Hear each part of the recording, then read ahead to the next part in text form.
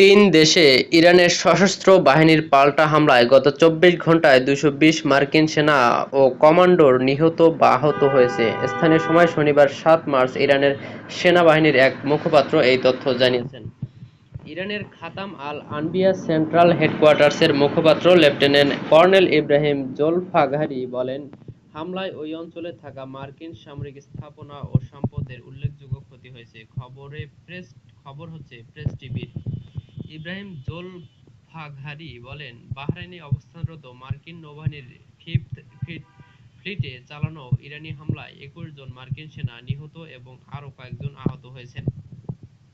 তিনি বলেন, সংযুক্ত আরব আমিরাতের আল দাফরা বিমান ঘাঁটিতে হামলার সময় প্রায় ২০০ জন মার্কিন সামরিক সদস্য নিহত বা আহত হয়েছেন।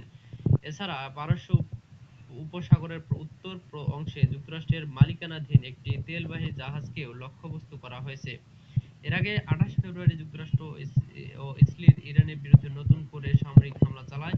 ইরানের দাবি, এর প্রায় ৮ মাস আগে তারা উস্কানিমূলক হামলা চালিয়ে দেশটির পারমাণবিক স্থাপনাগুলোতেও আঘাত হানে।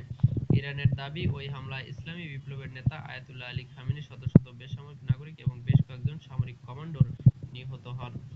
এর জবাবে ইরান দ্রুত পাল্টা পদক্ষেপ হিসেবে ইসরায়েলের অধিকৃত অঞ্চল এবং মধ্যপ্রাচ্যের বিভিন্ন দেশে থাকা মার্কিন ঘাঁটিগুলোর ওপর ক্ষেপণাস্ত্র ও ড্রোন হামলা শুরু করে। ইরানি কর্মকর্তারা বলছেন, হামলাগুলো কেবল যুক্তরাষ্ট্র ও ইসরায়েলের সামরিক স্থাপনা ও স্বার্থকে লক্ষ্য করে চালানো হচ্ছে।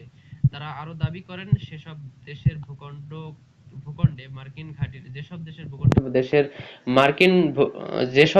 ভূখণ্ডে মার্কিন ঘাঁটি রয়েছে সেই দেশগুলোর প্রতি ইরানের কোনো শত্রুতা নেই এবং তাদের সার্বভৌমত্বকে সম্মান করা হচ্ছে।